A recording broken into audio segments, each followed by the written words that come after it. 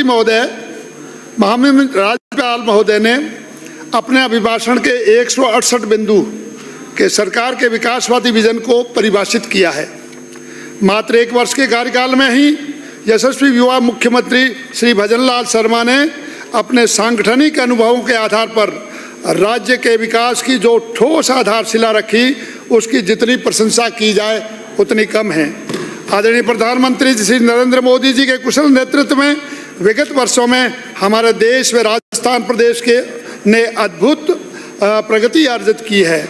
जैसा कि अभिभाषण के से स्पष्ट है कि हमारी सरकार वादों पर नहीं, अधिक काम करने के इरादों पर विश्वास करती है। पूर्ववर्ती कांग्रेस सरकार मात्र सब्जवा दिखाने और घोषणा करने वाली सरकार थी, जो जनता ने जिनको ठुकरा दिया। पूरे 5 वर्ष तक इन्होंने गांव, गरीब, किसान, शोषित, मजदूर, दलित और मध्यम वर्ग के लिए बिल्कुल कुछ नहीं काम करके कुर्सी दौड़ में लगे रहे और एक दूसरे के विरुद्ध आपसी नूरा कश्ती में ही अपने 5 साल बर्बाद कर दिए। कोरोना जैसी महामारी में जब लोगों की जानें जा रही थी, तब पूरी सरकार होटलों में महीनों भर के लिए गुलछर्रे उड़ा रही थी और लोग मर रहे थे। ये तो भारतीय जनता पार्टी के कार्यकर्ता व कैडर था, जिन्होंने अनेक उनके भोजन, गोमाताओं के लिए चारा, लोगों के लिए उपचार, अपनी जान पर खेल करके सहायता की। अनेकों हमारे कार्यकर्ता संक्रमित होकर के अपनी जान गंवा बैठे। उन सभी हुतात्माओं को मैं अपनी सादर श्रद्धांजलि अर्पित करता हूँ। 5 साल के बाद भ्रष्टाचार व फिजूल खर्ची के चलते राज्य की अर्थव्यवस्था चौपट हो गई थी। हर विभाग में भ्रष्टाचार का आलम था। हर विभाग में भ्रष्टाचार की इस परिस्थिति में जनता त्राही करने लगी थी। केंद्र द्वारा संचालित जल जीवन मिशन जैसे जनहितकारी योजनाओं के अंदर भ्रष्टाचार कर इस योजना को पटरी से उतारने का जो काम इन्होंने किया, जो जग जाहिर है, और उसकी सारी योजना इन्होंने बेपटरी करने का प्रयास किया। डिस्कॉम को भयंकर घाटे में छोड़कर ये गए। ऐसे परिस्थिति में इस राज्य की बागडोर एक सांगठनिक कौशल के धनी, ऊर्जावान, युवा व मजबूत इरादों वाले मुख्यमंत्री श्री भजनलाल शर्मा के हाथों में आई, जिस पर ये 4 लाइनें समीचीन होगी। कश्ती चलाने वालों ने जब हार कर दी पतवार हमें, लहर के हर तूफान मिले और मोड़ मौज मझधार हमें, फिर भी दिखाया है हमने और फिर ये दिखा देंगे सबको। यह इन हालातों में भी आते हैं, दरिया पार करना हमें। पानी, बिजली, सड़क, चिकित्सा, इन मूलभूत आवश्यकताओं पर फोकस कर आम जनता को राहत प्रदान करने का भरपूर प्रशासनिक प्रयास किया गया। 1 वर्ष के पिछले वर्ष के बजट में की गई घोषणाओं को क्रियान्वित करने के लिए टास्क फोर्स बनाकर प्रभारी मंत्री व प्रभारी सचिव को घोषणाओं को क्रियान्वित हेतु मॉनिटरिंग के लिए निर्देश दिए और वो जिलों में जाकर के उन्होंने ये प्रयास किए। और राज्य स्तर पर मुख्यमंत्री जी स्वयं ने मॉनिटरिंग करते हुए पिछली बजट घोषणाओं को धरातल उतारने पर का काम किया। ERCP जैसी महत्वपूर्ण योजनाएं जो 17 जिलों के अंदर वहाँ की धरती को सरसब्ज बना देगी। इसी प्रकार से यमुना जल समझौता जो 3 जिलों को सरसब्ज बनाएगा। और इसी प्रकार से जो गुजरात में हमारा पर्वतमाला का, अरावली पर्वतमाला का पानी जा रहा है, वो जवाईबाद में ला करके 2 जिले सिरोही और जालोर के अंदर भेजने का जो योजना बन रही है, इससे आधे से अधिक राजस्थान सरसब्ज होगा और विकास के पथ पर आगे बढ़ेगा। क्योंकि जनता योजना शुरुआत बीजेपी जो ERCP की योजना इन्होंने पिछले 5 साल में इसलिए नहीं लागू की कि ये बीजेपी सरकार द्वारा की गई थी और कांग्रेस सरकार कोई भी ऐसी योजना को आगे नहीं बढ़ाना चाहती थी जो बीजेपी सरकार ने शुरू की हो। वो इसको अटकाना, लटकाना, भटकाना और अगर शुरू भी कर दी तो उसको गटरकाना शुरू करना उनका काम हो गया था। इसी प्रकार अरावली, इसी प्रकार से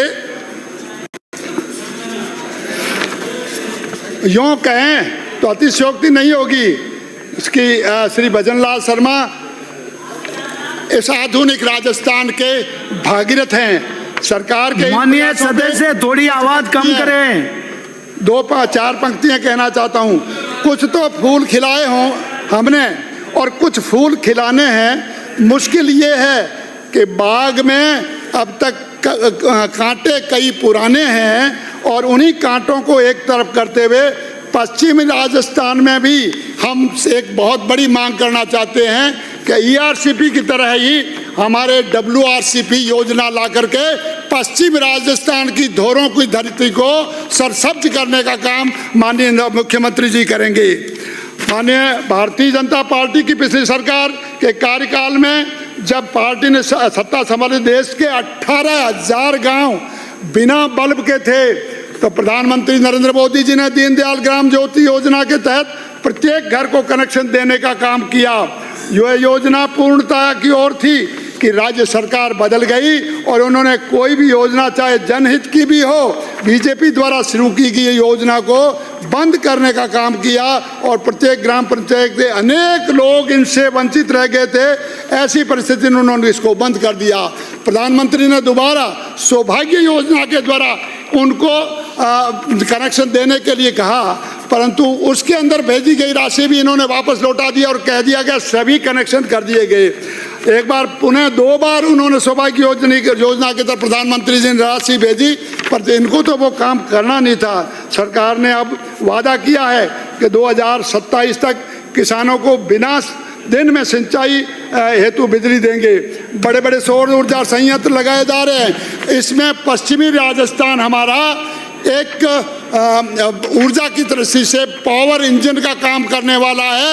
वहाँ पर बड़े बड़े सौर ऊर्जा के संयंत्र लग रहे हैं। वो न सिर्फ राजस्थान को बल्कि पूरे हिंदुस्तान में बिजली पूरा करने का 2027 तक काम करेंगे।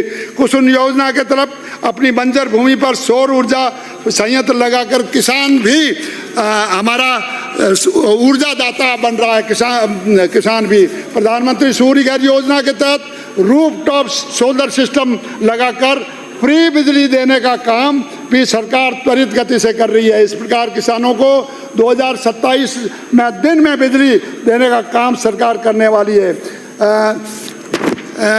एक बात मैं विशेष तौर से शिक्षक होने के नाते कह सकता हूँ, मैंने अनेकों परीक्षार्थियों को परीक्षा देते हुए वीक्षण कार्य मैंने किया है और मैं माध्यमिक शिक्षा बोर्ड का सदस्य रहा हूँ, तब भी मैं देखा हूँ। मैंने विद्यार्थियों की आंखों के अंदर अध्ययन किया। जब कभी भी उनके पेपर खराब हो जाते थे, उनकी आंखों के अंदर आंसू झरझर बहते थे। परंतु इस कांग्रेस की सरकार ने जब प्रतियोगी परीक्षाओं के अंदर जो पेपर चोरी का काम किया है, पेपर के अंदर भ्रष्टाचार करके लोगों को पहले से ही नौकरी बेचने का जो काम किया है, लोग कह रहे हैं कि 17 प्रतियोगी परीक्षाओं की आपके नकलें हुई है और उनका पेपर लीक हुआ है। मेरा ये दावा है कि कोई भी आपके कार्यकाल में एक भी परीक्षा बगैर पेपर लीक हुए हुई नहीं है। इस प्रकार की नौकरी बेचने वाली सरकार हमेशा के लिए इस राजस्थान से चली गई है। इसी प्रकार से शिक्षा के विभाग के अंदर जो तुष्टीकरण की बात, मैं आपको एक बात कहकर के अपनी बात पूरी करूंगा।